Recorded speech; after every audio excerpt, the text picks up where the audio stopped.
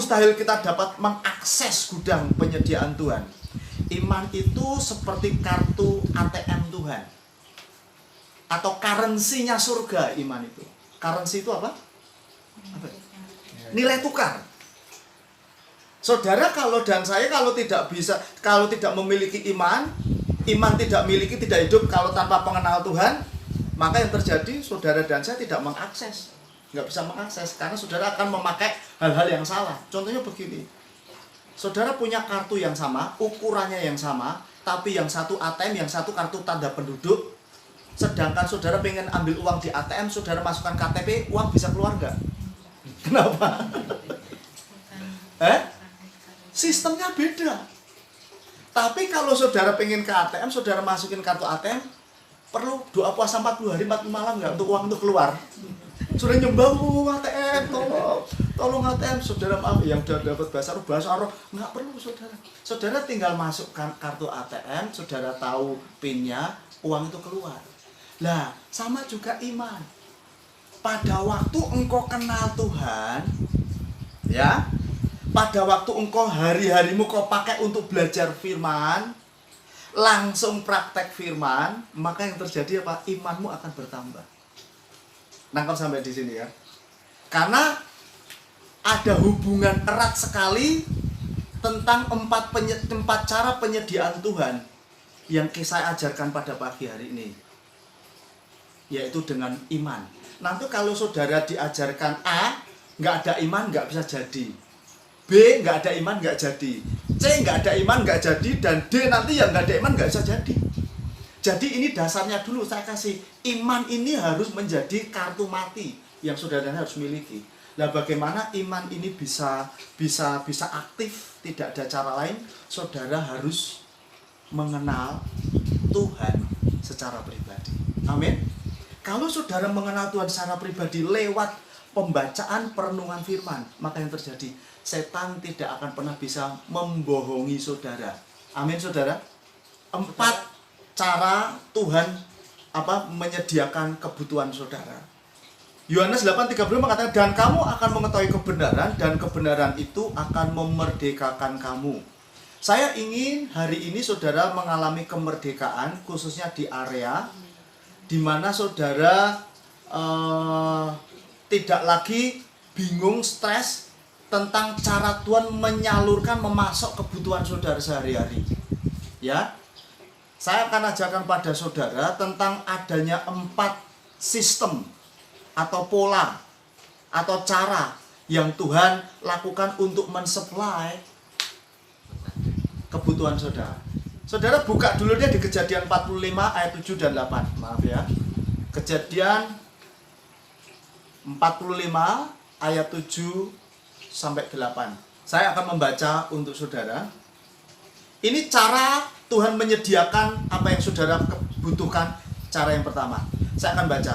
Maka Allah telah menyuruh aku di situ Yusuf, mendahului kamu untuk menjamin kelanjutan keturunanmu di bumi ini dan untuk memelihara hidupmu, sehingga sebagian besar daripadamu tertolong.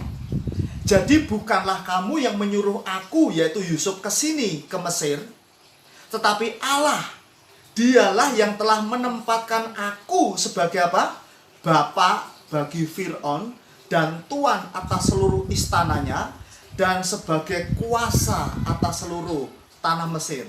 Saudara perhatikan, ini cara yang pertama Tuhan menyediakan saudara, kebutuhan saudara hari ini, yaitu melalui tangan orang lain. Ini cara yang pertama. Jadi Tuhan menyediakan seluruh kebutuhanmu melalui tangan orang lain. Saudara, kalau saudara baca di kitab Perjanjian Lama, pola atau patron untuk saudara melihat bagaimana Tuhan berurusan dengan umatnya dalam hal memenuhi semua kebutuhan kita pasca kita diselamatkan. Ya, Alkitab berkata, apa yang tertulis di dalam Perjanjian Lama adalah pembelajaran buat kita hari ini yang hidup di masa kasih karunia Perjanjian Baru.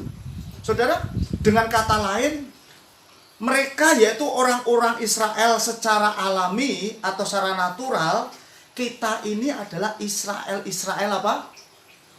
Rohani. Setuju saudara? Lewat kelahiran baru dalam Kristus. Nah, bagaimana cara Tuhan berurusan dengan Israel natural?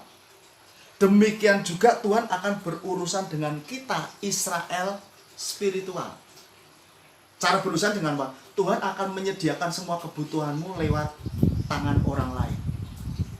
Yusuf itu dikatakan tadi bahwa dia dipakai Tuhan untuk memenuhi seluruh kebutuhan saudara-saudaranya. Nangkap sampai di sini ya. Yusuf berkata kepada saudara-saudaranya yang menyakitinya, yang menjualnya, dan sekarang mereka ada dalam masa kelaparan yang parah sekali di mana? Di Mesir.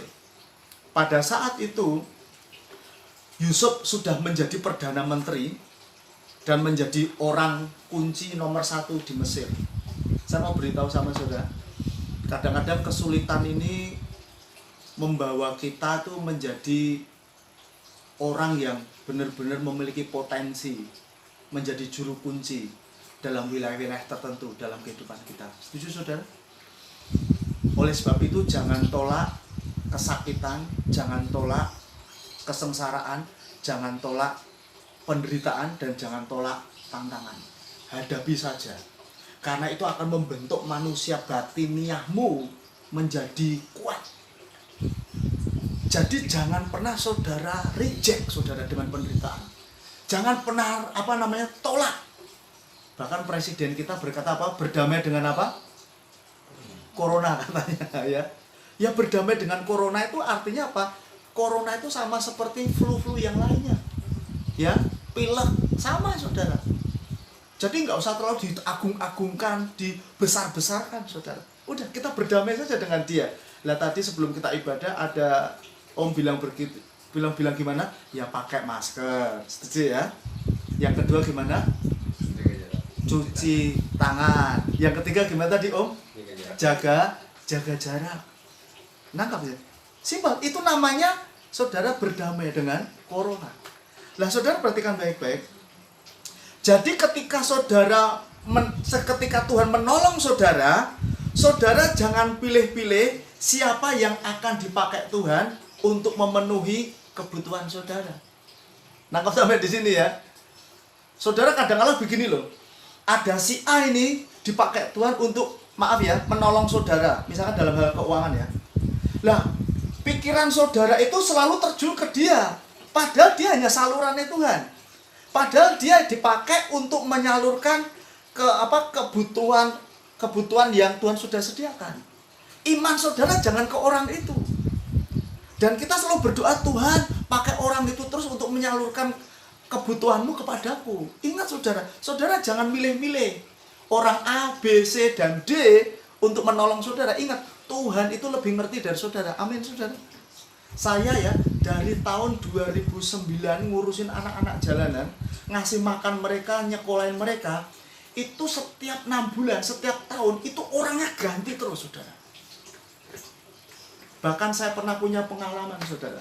Tempat ini kalau bisa ngomong bisa jadi saksi. Waktu itu om dan tante belum ada di sebelah kami sini ya. Saudara, pada waktu itu kami kekurangan makanan. Hari itu sudah hari Jumat. Lah istri saya bilang begini, Papa, besok untuk makanan kasih anak-anak jalanan sudah habis. Itu hari Jumat, saya masih ingat. Terus saya bilang, tenang, nanti pasti Tuhan sediakan. Saudara, apa yang terjadi? Esok harinya itu ada orang nganter yang dari UKKB itu loh, masih ingat nggak? Ada orang yang memberikan kepada kami itu makanan-makanan cepat saji dari UKKB itu. Ada okado, ada yang daging itu, ada apa lagi itu saudara? Yang siap goreng. Itu sampai 1 kol. Kami jual di MY, di sekolahan, itu masih sisa. Itu bisa kami pakai hampir 3 minggu saudara. Karena apa? Penyediaan yang Tuhan pakai orang A itu berhenti. Tuhan pakai penyediaan orang B. Jadi sekali lagi sama katakan pada saudara atau beri masukan, saudara dan saya nggak perlu menasihati Tuhan mau Tuhan pakai orang mana untuk menolong saudara. Amin. Termasuk juga dalam bisnis saudara. Kalau Tuhan pakai si A untuk bermitra dengan saudara, saudara jangan menaruh harapan penuh sama dia, tapi kepada harapan penuh sama Tuhan, karena Tuhan bisa ciptakan orang yang B, yang C, yang D untuk bermitra dengan saudara. Amin, saudara. Ingat ya, karena Tuhan bisa memakai tangan orang asing untuk memberkati saudara. Tuhan memakai Fir'aun untuk memelihara umatnya. Fir'aun adalah raja yang kejam, penyembah berhala, yang memiliki ratusan dewa. Ia adalah penyembah patung, tapi Tuhan bisa pakai untuk apa? Menyediakan apa yang Israel butuhkan lewat Yusuf.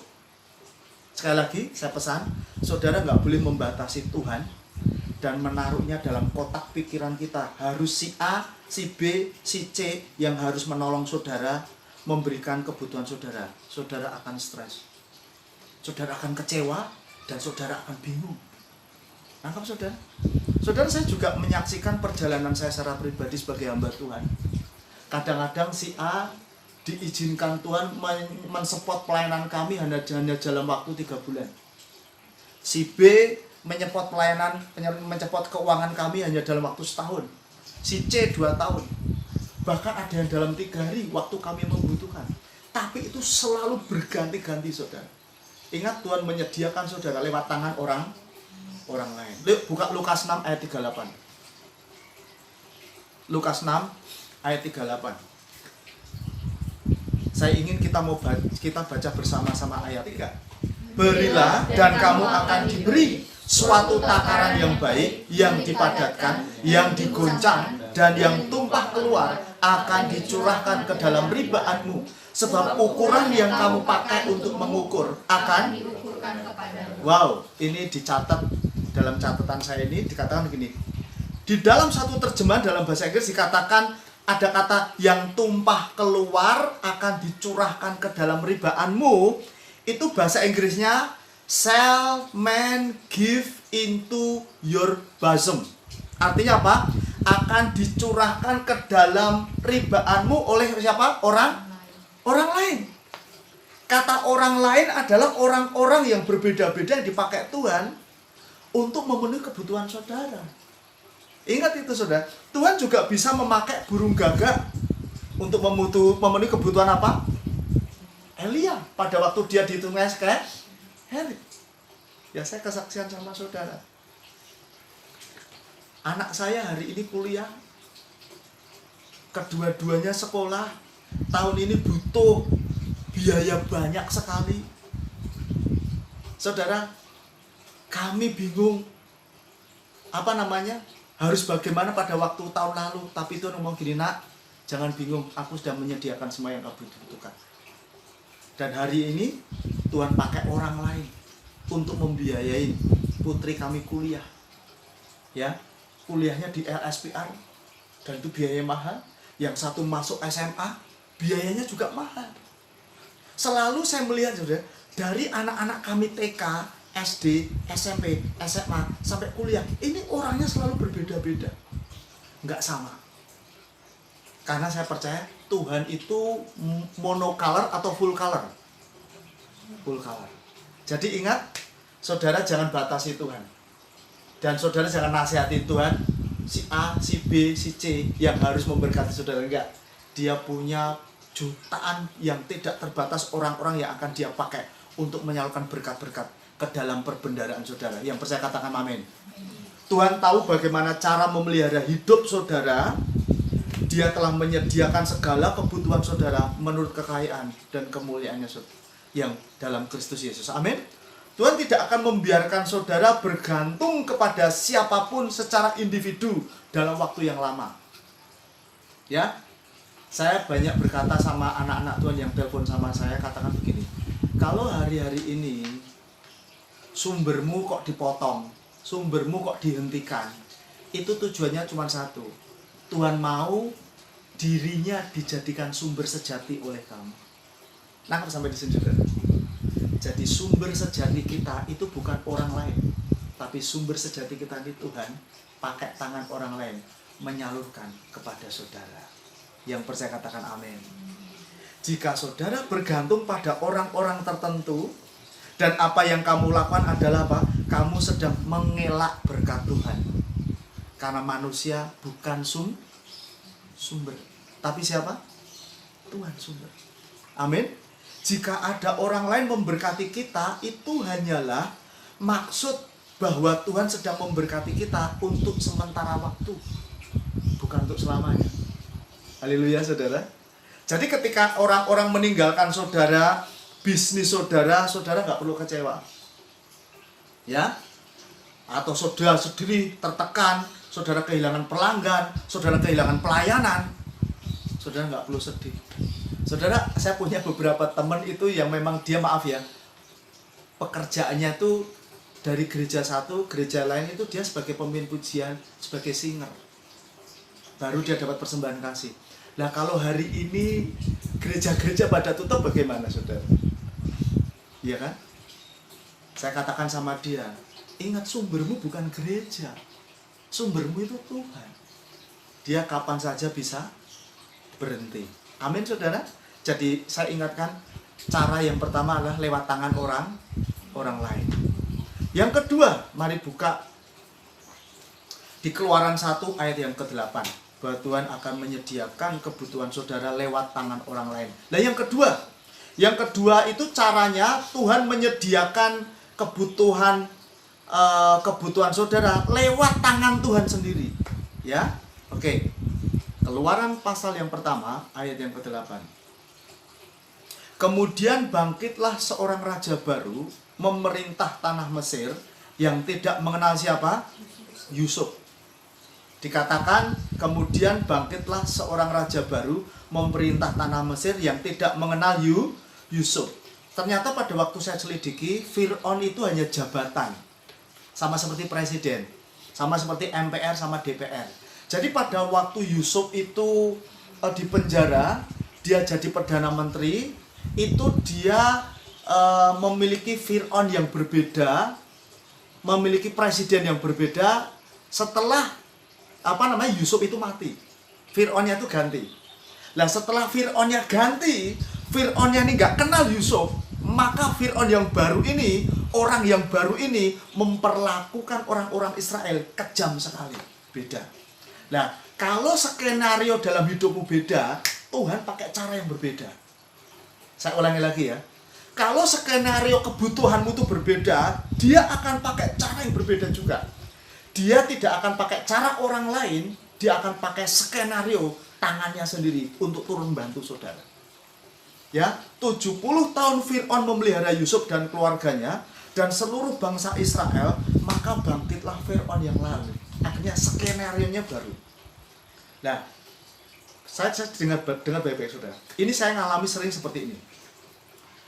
Dari skenario penyediaan yang pertama berganti dengan skenario yang kedua yang Tuhan pakai. Di tengah-tengahnya itu seringkali muncul yang namanya masa kepanikan. Saya ulangi ya. Kalau kamu, contohnya ya, kamu habis disuplai sama ommu, mamahmu, orang tuamu, suamimu, tiba-tiba kok berhenti, Tuhan akan buat skenario yang baru. Lah perpindahan antara skenario yang pertama ke skenario yang baru, di tengahnya itu ada masa kekacauan. Saya hanya pesan pada saudara, makanya tadi di awal saya katakan, skenario pertama kamu harus pakai iman, skenario 2 kamu juga perlu iman. Artinya apa? Percaya penyediaannya yang supranatural itu terus berlangsung. Amin saudara. Lah ketika saudara berada di tengah-tengah masa kepanikan ini, kekacauan ini, saudara di situ perlu tetap percaya bahwa Tuhan akan memelihara saudara. Yang percaya katakan amin. Tadi di awal saya katakan, kalau kamu kenal bahwa Tuhan yang kamu sembah, yang memilih kamu itu adalah Tuhan yang mengasihi kamu, maka kamu aman, kamu tenang. Karena apa? Kamu tahu Dia nggak akan meninggalkan kamu. Yang percaya katakan amin. Haleluya saudara.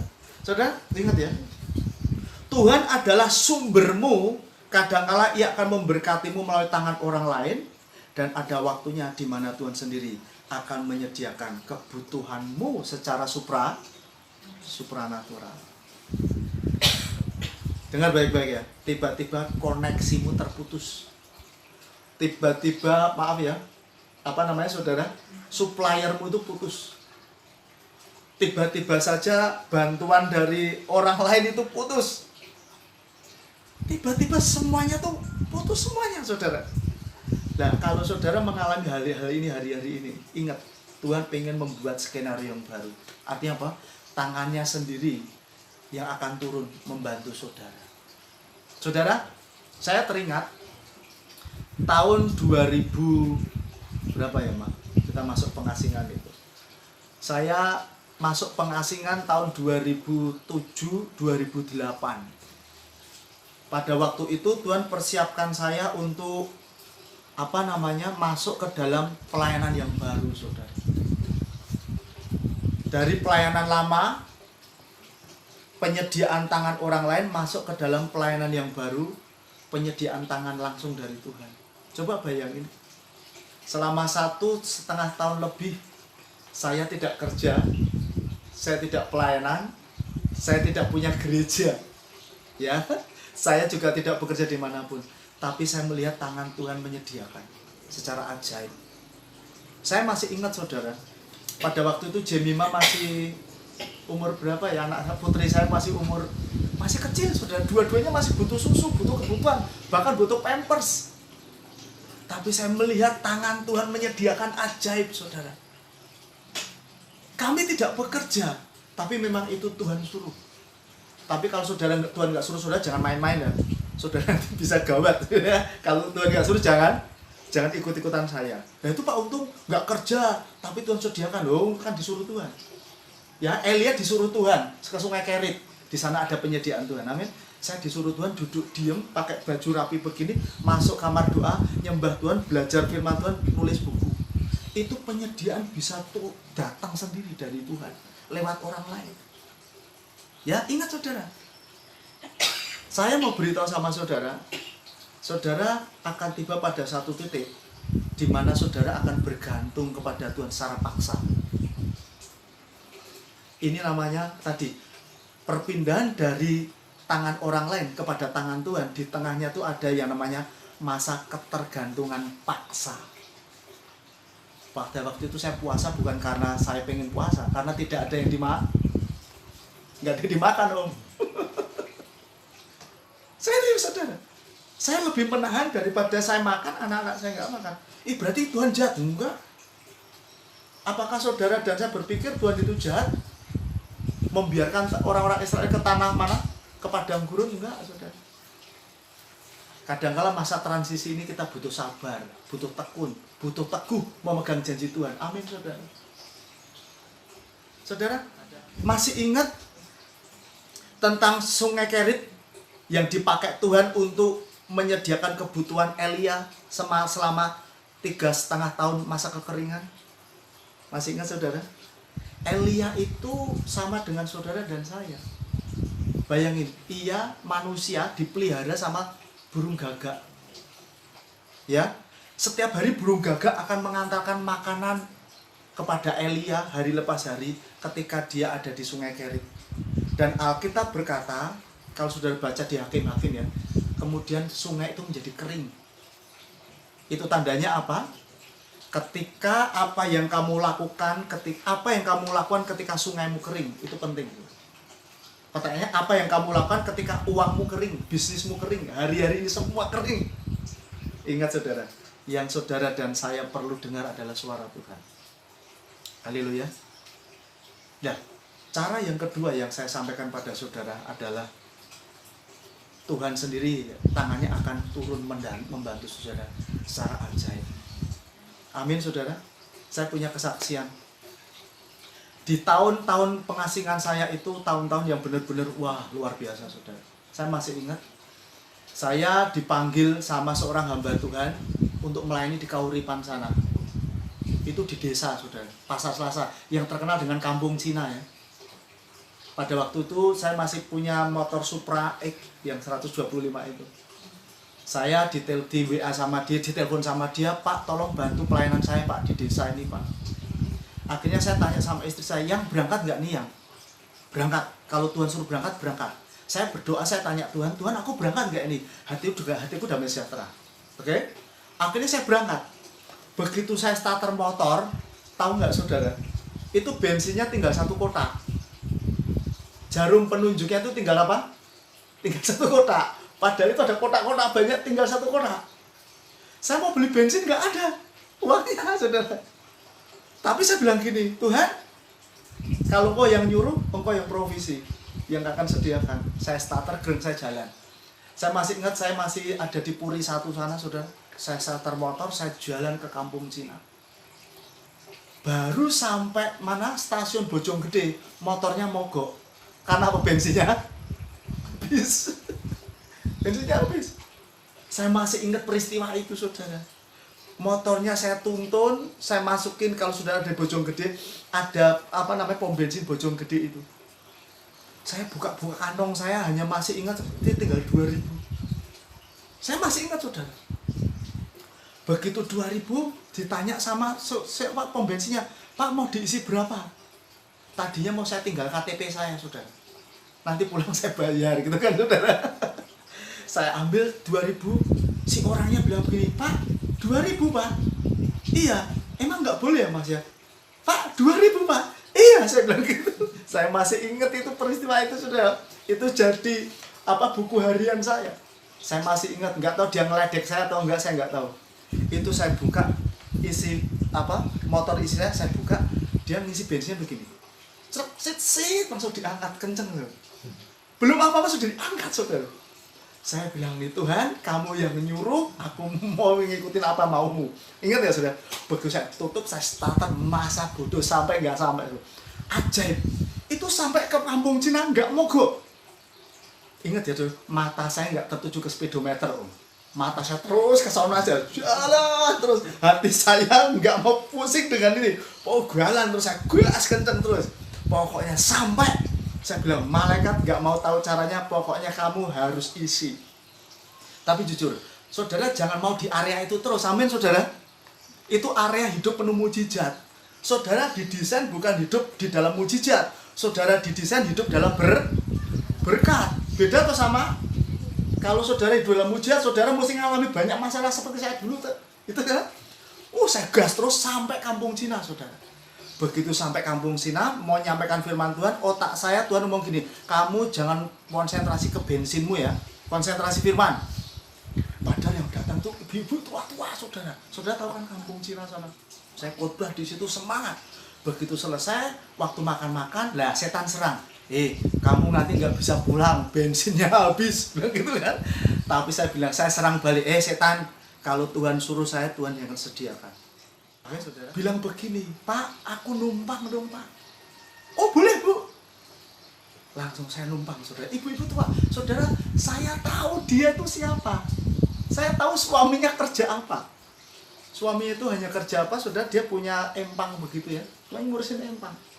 Dia ngomong, Pak Untung, aku bareng ya kalau Untung. Waduh, kalau bareng kan berarti harus ngantar ke rumahnya atau bener nggak saudara? Kan bensinnya sedikit saja. Saya tuh sudah tutup, saya jalan dengan iman, saya percaya tangan Tuhan menyediakan. Akhirnya, ayo Bu. Akhirnya dia datang bang, langsung di tengah jalan pada waktu pulang, Roh Kudus bilang gini, nak bensinnya isi nak. Isi pakai apa Tuhan? Wes isi. Pada waktu itu saya masih ingat, saya dikasih persembahan kasih apa? Kalau uang bisa untuk beli bensin kan tante? Ini dikasih ayam. Masa bensin dibayar ayam? Saya masih ingat yang kedua, kan di sana banyak ternak babi, dikasih babi. Masa tukang bensin Pak bayar pakai babi boleh nggak Pak? Dipukul saya. Saya diam, nak isi nak. Saya nekat saudara, saya isi. Di otak saya hanya bilang begini, nek nggak bisa dibayar, tak bayar pakai KTP lah, saya tinggal sih. Saudara, begitu saya masih ingat, pom bensinnya masih ingat di mana itu, tapi bukan yang di Bojonggede. Begitu depan Kauripan, saya isi bensin, ditanya sama orangnya itu, Pak, diisi berapa Pak? Yang jawab tidak saya, tapi yang jawab ibu tadi. Bilang ngomong, penuh Pak. Penuh, gawat. Bukan saya duluan, yang jawab siapa? Ibu-ibu tua tadi. Nah yang punya motor siapa? Tapi yang jawab ibu tadi, Pak, penuh. Bilang gitu kan. Ya udah, dia denger. Gitu. Saya sudah beku, ngerti bekah beku sudah. Saya bingung dibayar pakai apa nih? Saya masih ingat saya bahasa roh saya doa mau bro apa saya bahasa roh. Ibu itu malah pergi ke WC lagi saudara.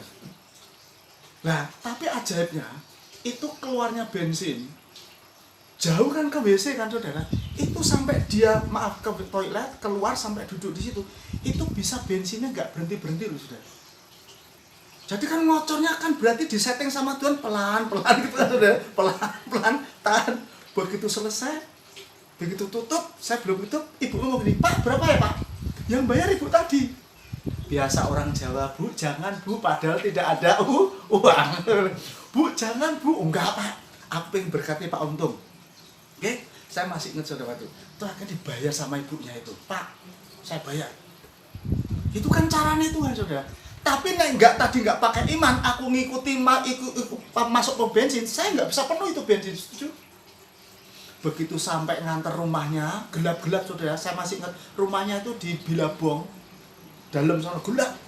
Saya antar tuh saudara, sampai di situ dia ngomong gini, Pak Untung, mampir dong doain suami saya. Saya nggak enak hati saudara, udah ditolong diisi bensin penuh, padahal sudah malam. Istri saya udah tanyain pakai SMS, kok lama udah pulang. Dia nggak ngerti pertempuran saya antara hidup dan mati, antara bensin saudara. Ini sama ini domba itu berkeliling terus saudara. Pak mampir Pak, minum kopi baru. Saya bilang ya udahlah, nggak enak hati lah, habis ditraktir bensin kan saudara. Saya duduk makan di situ, saya masih ingat suaminya sakit waktu itu. Terus akhirnya tanya gini, Om sakit apa Om? Dia ngomong, aduh saya kelihatannya sakit rematik. Tuhan ngomong begini, lah itu dengan cara Tuhan ya, tangannya Tuhan ya. Nak doain, nak sekarang juga kamu doain. Pada waktu saya doain, dalam nama Yesus rematik sembuh. Terus Roh Kudus ngomong gini, kalau sembuh kamu biarin tidur gitu terus. Sembuh suruh berdiri, suruh jalan. Waduh, saya bilang gitu. Saya tanya, sudah tiduran berapa lama? Tante? 3 hari. Ya sekarang bangkit. Saya bilang gitu. Akhirnya benar. Saya bantu dia berdiri, dia duduk. Saya masih ingat tulangnya mak krak begitu sudah. Begitu duduk, terus Om jalan ya Om ya. Jalan. Begitu jalan dia berjalan, sana berjalan. Singkat cerita, selesai karena sudah malam saya bilang, Om saya pamit ya Om ya. Begitu pamit saya masih ingat waktu itu. Dia masuk ke kamar, dia ambil amplopnya itu masih ingat. Ngerti sudah yang ada putih, merah, biru. Nah, ngerti kan? Sekarang tulisannya. Kalau sudah ke orang nikahan kan kasih putih, merah, biru itu kan. Dia ambil amplop kasih saya, Pak, Tuhan berkati Bapak. Saya tolak saat itu sudah. Enggak Om, Roh Kudus sama Om ini jangan tolak tanganku malu memberkati kamu. Ya udah, tak terima dia. Om saya terima ya Om ya. Saya doain dalam nama Yesus. Saya kantongi. Oke? Saya nggak lihat lagi, saya masih ingat waktu itu, nggak tahu Mama masih ingat atau enggak. Rumah kita masih di belakang patung kuda sana. Malam-malam saya kasihkan istri saya buka, istri saya kaget. Dia panggil saya, Pak, ini uang kok banyak sekali. Dapat dari mana? Saya tidak tahu antara seperti uang itu bertambah banyak di kantong, saya terima, atau waktu saya kasihkan istri saya, atau waktu dihitung berubah jadi banyak, saya nggak tahu. Yang penting kayak hamba yang diperintahkan Tuhan ambil air itu yang berubah jadi anggur, nggak tahu kapan berubahnya. Setuju sudah? Mau pada waktu dia dicedok, diantarkan, pada waktu minum nggak tahu. Begitu sampai rumah istri saya ngomong gini, kamu hitung ada berapa? Waktu itu saya masih ingat 1 juta lebih sudah. Besoknya itu saya nggak percaya, saya datangi rumahnya lagi. Ternyata dia baru jual 3 empang. Aman deh. Nangkap saudara? Saya mau saksikan kepada saudara, ini hidup saya. Jadi kadang-kadang lewat tangan orang lain, kadang-kadang lewat tangannya Tuhan langsung. Tapi 2 area, 2 skenario ini butuh iman. Kalau saya nggak punya percaya, nggak kenal Tuhan, iman saya nggak bekerja, saya nggak mungkin berhenti ke pom bensin, saya nggak mungkin boncengi ibu-ibu tadi. Amin saudara. Saya nggak mungkin doain orang itu sakit. Saya nggak mungkin. Iman itu penting. Amin saudara. Saya percaya saudara, Tuhan berbicara kepada saudara hari ini. Kita akan lanjutkan minggu depan. Masih ada 2 lagi cara Tuhan menyediakan kebutuhan saudara. Yang pertama saya ulangi, lewat tangan orang lain. Saudara butuh iman, dan lewat tangan Tuhan sendiri. Apalagi lewat tangan Tuhan sendiri, butuh iman juga. Karena iman ini seperti master key untuk membuka penyediaan. Haleluya. Saya sudah dikatakan.